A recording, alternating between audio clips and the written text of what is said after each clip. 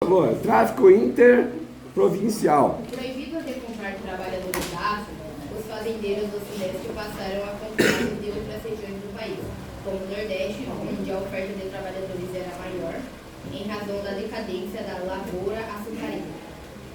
Esse tipo de comércio foi chamado de tráfico interprovincial. É o jeitinho brasileiro, né? Ó, já que não podemos importar escravo. É inteligente, porque não tem uma lei falando que não pode ir É coisa de brasileiro, né? Você só pode ser no Brasil. Só brasileiro. Só tráfico interprovincial. Meu Deus. Como é que pode brasileiro? Ó, como é que a gente E cria? o Nordeste fica um grande dinheiro, né, professor? Como é uma das únicas regiões que podia, aí eles foram aumentando o dinheiro, porque quanto menos tem, mais caro é. Mais caro é. Então muitos senhores de engenho conseguiram se levantar vendendo escravos para o Sudeste.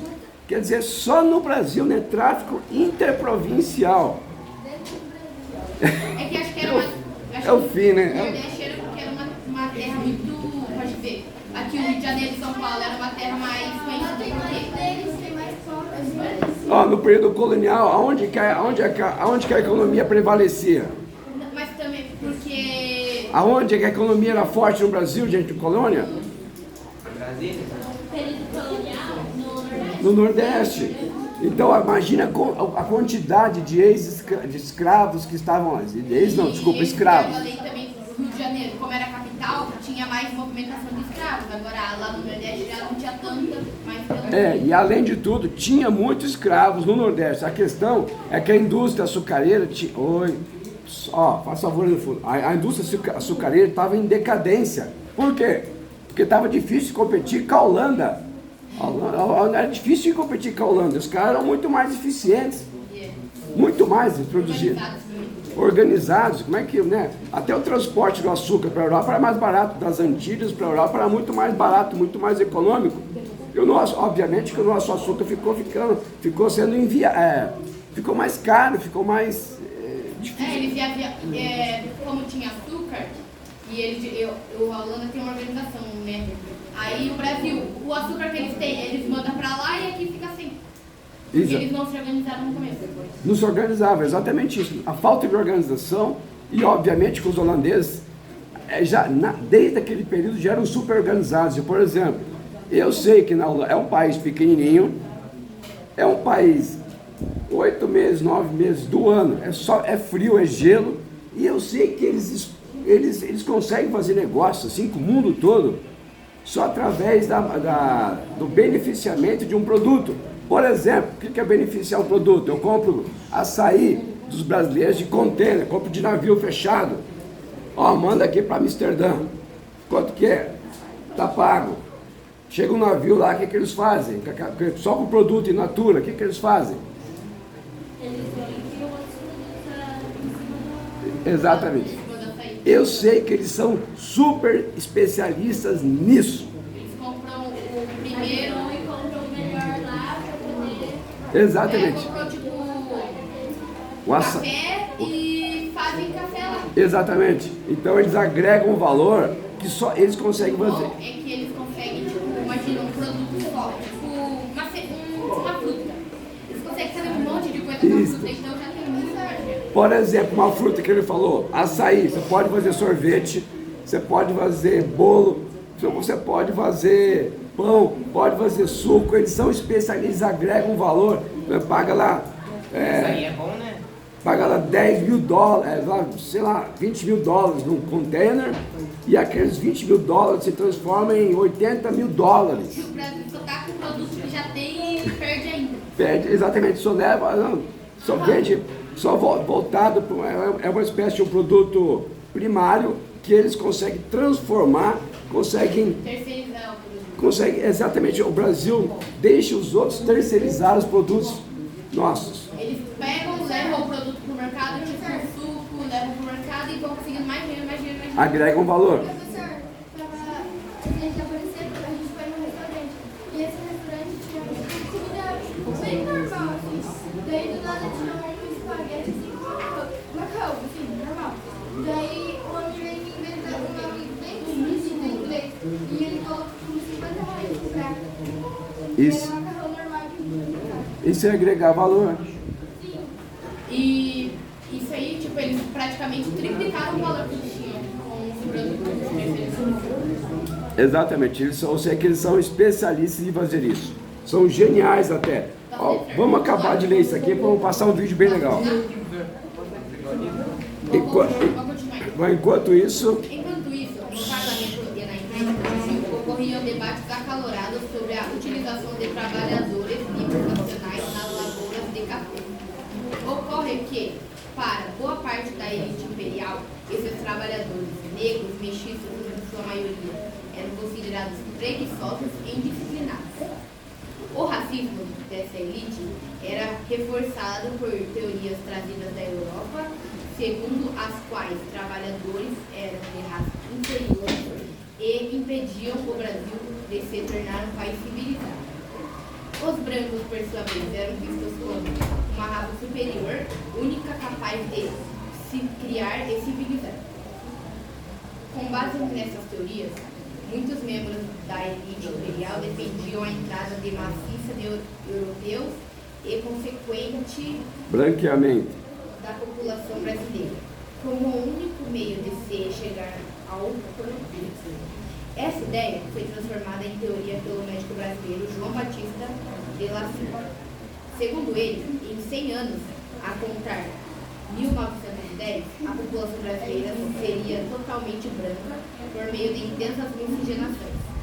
Assim, os negros e os mestiços desapareceriam das terras brasileiras, mas não foi isso o que aconteceu. Pardos pretos somam mais de 50% da população brasileira atual.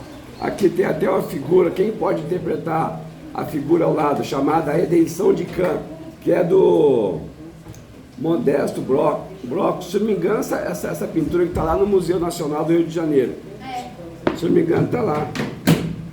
Eu já vi essa... Estão reforçando o branqueamento. Reforçando. Se os brancos fossem uma raça superior e a velhinha ali está... Dando graças a Deus. Nossa, meu neto nasceu branco.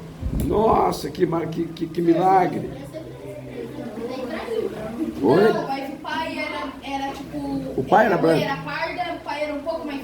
Já era mais claro e aí às vezes mais... Então, isso é o reflexo de uma teoria, algumas teorias que vêm lá da Europa. Já falei, Arthur Gobineau, que era um pseudo-filósofo, um pseudo-cientista, que ele argumentava que a raça branca era superior. Escreveu um livro e aquilo caiu no gosto da elite branca. E também eu tenho um outro agora, que eu não recordo o nome, que ele é o que o João acabou de citar com o Jana, de um cientista que media lá o tamanho do cérebro e tal, e identificou que supostamente os brancos tinham um cérebro maior. Não era nem no cérebro, era no crânio. No crânio, desculpa, no crânio. Isso, exatamente. Imagina, já viu, tipo, e se fosse inteligente, pelo menos, falaram do cérebro, o que tem a ver com o crânio, né? O osso. Exato, o osso. Quer dizer, olha que as teorias, que na época a gente. É um absurdo. Também a maioria não tinha muito estudo, então eu acreditava qualquer coisa que você falava. Exato, por gentileza. Ó, outra questão também. A nobreza, às vezes podia saber que não era, mas dava tipo, é verdade. Tentava criar um embasamento, criar uma justificativa para essa, entre aspas, branqueamento. Lembre-se que eu acho que eu já falei isso, né? Faz favor, opa. Ó, é uma espécie de uma teoria para tentar justificar o injustificável. Por exemplo, lembra que, acho que eu já falei isso, quando começou o tráfico da igreja, lá no século XV, XVI, a igreja, né, embasando teoricamente, dizendo o seguinte: vamos tirá-los de um lugar, entre aspas, pecaminoso, perdido, e vamos transportá-los a uma terra onde a gente vai poder santificá-los, poderá convertê-los. Eles tentavam embasar, tentavam criar um embasamento, e na cabeça deles, eles acham que estavam certos. Porque quem quer contrariar, né? Quem quer contrariar? Imagina no século XV, XVI, a igreja não. Tudo bem que nós somos contra a escravidão, só que o mal maior é eles permanecerem no pecado, tadinhos. Vamos tirá-los do pecado, vamos convertê-los. Aqui é quase o mesmo sentimento. Eles vamos... Até hoje, a igreja, tipo assim, você para perceber, a